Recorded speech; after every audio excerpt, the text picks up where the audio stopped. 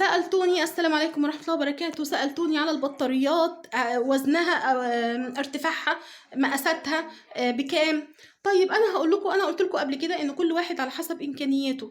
البطاريه اللي قدامكم دي بطاريه السلك الجامبو، انا كنت جايبه الدور، كنت جايبه زمان، سيبنا من زمان مش هقول لكم كان بكام، لكن دلوقتي الدور ب 1600 وساعات بيتعمل عليه عروض بيبقى ب 1400 او 1300. تجيبوه منين؟ عندكم كذا حاجه، ممكن تجيبوا من الشركات اللي بتبقى على النت ودي مكترها.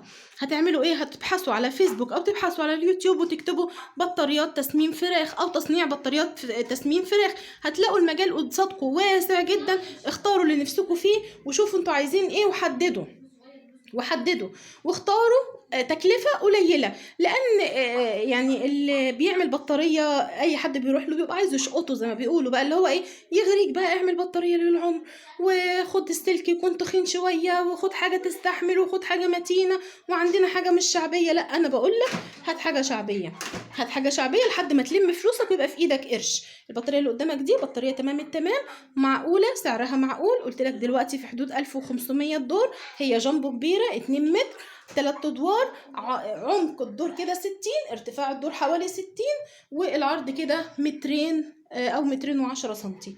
ممتازة جدا. انت وامكانياتك دور على النت هتلاقي حاجات كتيرة جدا على حسب ما انت عايز وعلى حسب مقاساتك. عايز دور ماشي، بس دور لا، دور هتبقى بلاستيك، خلينا في الدورين، بتبدأ من الدورين. عايز دورين تمام، عايز 3 تمام، عايز 4 في 4، بس انا منصحش بالاربعة لانه بصوا يعني خلاص احنا قربنا للسقف، يعني هتوصل ازاي للرابع؟ فالتالت حلو قوي، خليك في 3 او خليك في 2، حسب المكان اللي عندك وحسب امكانياتك. انا قلت لك مقاساتها، قلت لك اسعارها، قلت لك تجيبها منين، تشتريها منين. خش على الفيس، خش على اليوتيوب، اكتب تصنيع بطاريات دواجن، هتلاقي المجال واسع قدامك. شوف حد كويس، ما تبعتش فلوس اونلاين، اتفق الاول وابعت عربون. لو عايز تبعت عربون بسيط، عايز تروح بنفسك وتشوف. شوف انا عن نفسي اشتريت كل بطارياتي اونلاين، اشتريتها كلها اونلاين، دفعت عربون بسيط، ولما جات لي البطاريه دفعت الفلوس كلها. خلاص كده تمام.